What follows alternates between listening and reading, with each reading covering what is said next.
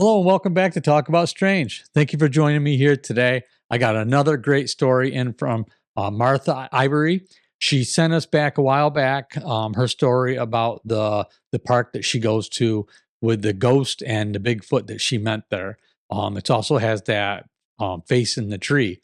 So she returned there with some like a research group, paranormal research group, and we're going to name them in here. They have a Facebook page, so you'll be able to go there and see that. Her name was Gail. Anyway, so Martha returned there, and she wants to share what happened with us from about that situation. And so I'm going to share that with you. This has to do with Chief Tamanend and Tamanend.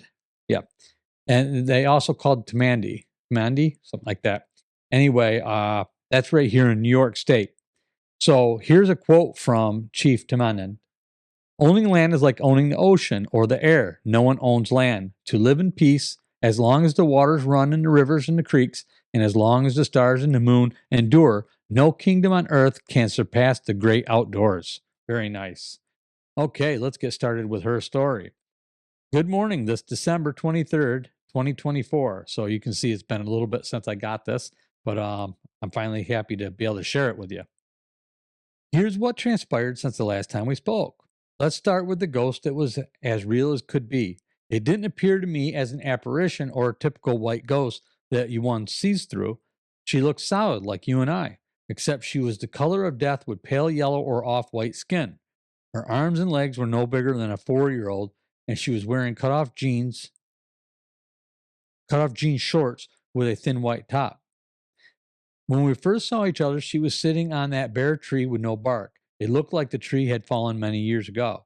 It borders the creek from one side to the other, creating somewhat of a cul-de-sac or dead end, only shorter. She stood up and walked towards me. As she got close, she said, "No stress." I looked at her and knew she was a ghost. She continued to walk up the paved bike area until she disappeared. My husband asked me, "Did you see that?" I simply said yes, unsurprised at what I saw, as this is natural occurrence for me. I've seen them most of my life. Anywho, it was beautiful that day. The sky was blue and the sun was out. It was quiet and peaceful.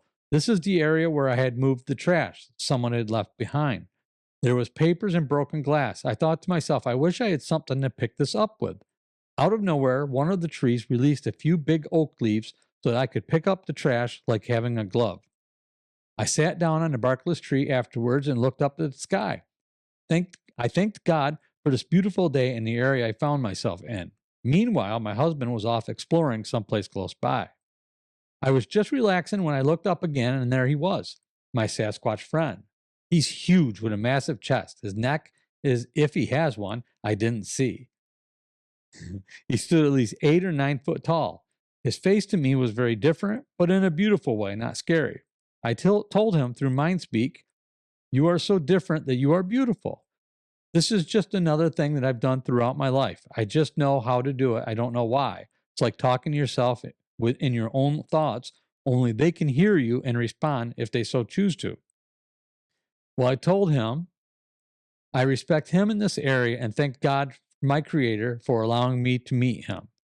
He didn't respond back. I think he was in awe that I spoke to him rather than screaming in fear. But I wouldn't do that. Some people tell me that he saw something in me, a white light, and that's what attracted him to me. This also happens to me a lot with stray animals, laugh out loud. And sometimes people, but mostly those who are sad or elderly like me. I like to think of myself as a young elderly. I got up with the help of my cane because my bad knee and hip. Then Bigfoot, who would rather be referred to as Sasquatch, I later found out, walked away. I proceeded back up the path to the parking lot and my car. My husband followed me. I turned around and waved to my new friend, saying, "I'll come back again." I did. During those past 2 or 3 weeks, I contacted Gail Betty of the Bigfoot Researchers of Hudson Valley Group and told her exactly what I just told you. She set up a time for us to meet on November 3rd. Her crew and I walked to the picnic table in the green garbage can where I had my first encounter with Sasquatch. They took pictures with their high definition cameras and examined the area. I showed them the face in the tree I sent you, and we walked down the area where the barkless tree is. Halfway down, I suddenly stopped. Gail was next to me. She just thought my knee was hurting. But I started crying rather hard and repeating, I'm so sorry. Gail was very surprised by this, was asking me what was wrong. Meantime, our crew member, Brian, with an ovulus, a white frequency instrument that typed out the words from high frequencies, it kept repeating death, buried, sad. They asked me to try to continue to the tree with no bark. I did. When I arrived, I sat again. Gail proceeded to bless the area, the ground, her crew, me, and my husband with holy water. Then we did the sign of the cross and prayed to our Holy Father's prayer. Prayed our Holy Father's prayer. Using the sign of the cross again, Gail brought out some white sage. Using the smoke to envelop us all, she said, we come in peace and we respect all that are here. Then she threw some tobacco to the north, south, east, and west of the area. They took pictures of the area across the creek and especially around me. The ovulus told us that the chief of the Lenape Native American tribe was there, Chief Tamanend. He said there are two other tribes that resided in this same area back from 1799 to early 1920s. They were Mohican and Mohawk. They're all buried on the other side of the creek. Sasquatch was friends with them, the homesteaders, the farmers that grew and planted corn in the fields in that same area where we were sitting. In 1853, a pioneer called William Penn made up a contract or treaty between these three tribes and the authoritative figures in this area. Everything went well and time marched on. There's an Indian burial ground on the other side with all too many unmarked graves along the creek. That's why I started crying. Back in the early part of the 1900s, the people in the area constructed a large building. They called this the country farm. This is where the farm workers lived because they were homeless and poor. They also constructed a smaller house away from the country farmhouse. They call it the pest house. For those poor people whom were sick, went there, and some inevitably died there. Those in charge, I'm assuming the farmers, took their bodies to a hole, many of them without coffins, and covered them up. I'll send you a map of the area. In the exact location I was crying, one of the women died of yellow fever. She was a farmer's wife. Her name was Pam. This is what the ovulus told us. When I checked it out on Google, it pretty much confirmed that same thing. Right before the end of this paranormal investigation, Gail handed me 2 copper divining rods. She told me to direct them towards the trees and bushes in front of me. I did, and they made a complete 360, then came back around and pointed directly to my heart. Gail tried doing the same thing, but they came back to me again. I tried it one more time, and again they came back to me. Gail said, he is sitting very close to you. He will not hurt you. She saw him, and her crew saw him.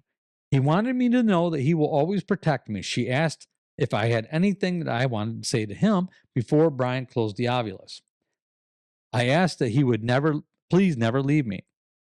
The graph instrument that she had lit up and was flashing, and the ovulus said, I'll never leave you, and that whenever I go to the park, he'll know before I even get there and we'll be there. The other day I was there and I saw him walk very fast to me. He knocked down some trees and I heard crunching in the snow. He said through mind speak, I will always love you. I know sign language and made some sign for I love you too. It started to snow, so I said, I will see you again, and left for home. My husband was very disappointed he couldn't see him as well.